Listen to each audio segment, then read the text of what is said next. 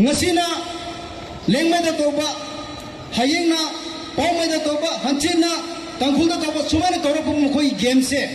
akoi gyan tara se akoi mikap thok se akoi je ponsel lagadi mukoi ngamoi moi mai thigani hebsi mukoi khange adugi maramna hayeng thokani trab amat ping ming palaga akoi di zelenong da pande tangkhulda ne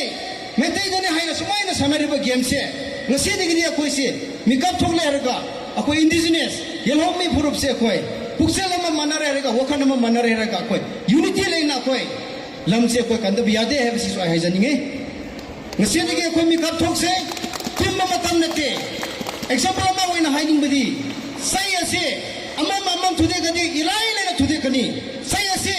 mapun oina punchi matam da kai dole su thude pungamoi adugumdana ngasi digi di akoi yelomi ase akoi mikap thokle harga ngasi digi akoi mang changjile harga akoi lamse kanda biade akoi understanding laina harga akoi unity leise hai bisi su yelomi phurup ta lakpirabo myam da so sigi wapam je thamjabni aduna hoje ki akoi hostess oina leiriba mi taruksi phangdri phamba ase digi hena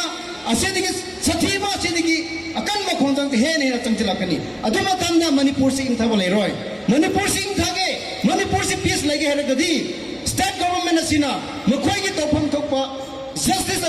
asumsi purap pidradi asidigi hena akanba hena tamthi graba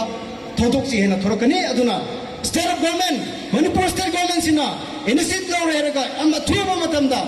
process wena thambiri bisi yam thuna akogi kuta kusina bio hai bisi su mia akogi state government da so apelni aduna lapi ram konsa kogi miwaisi mi trani pan phaki bini isorgi thousand ki mi trani thoidi release obire adu mi taruksi hojik phau kamai torike kaida lege hebse koi khangdri aduna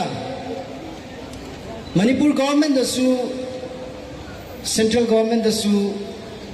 haijabu yaba appeal tobu yaba yam tokre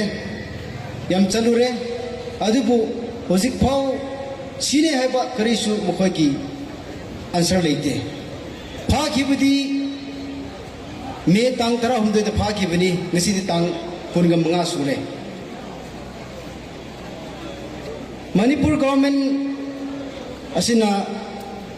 tauge na taurabadi lalun ba phai heba mafam sidi jaga machane moini yamnan concern leiraga importance ona lobiragadi miwai taruk ase ilai lena phambang ambani adubu hojik phawbada aduda combing operation chathadaba government order piraga thiuba humba chathadaba se kari ki damakta government sin neglect toribno habsi question asawba lei phabi kiba mi taruka se mi natrabra sa oibra habini da moy okhanda state government na khali bisi pha kiba mi taruk se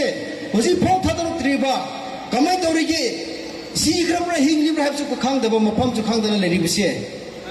mi natrabra sa oina khalabra state government se hana question tawninge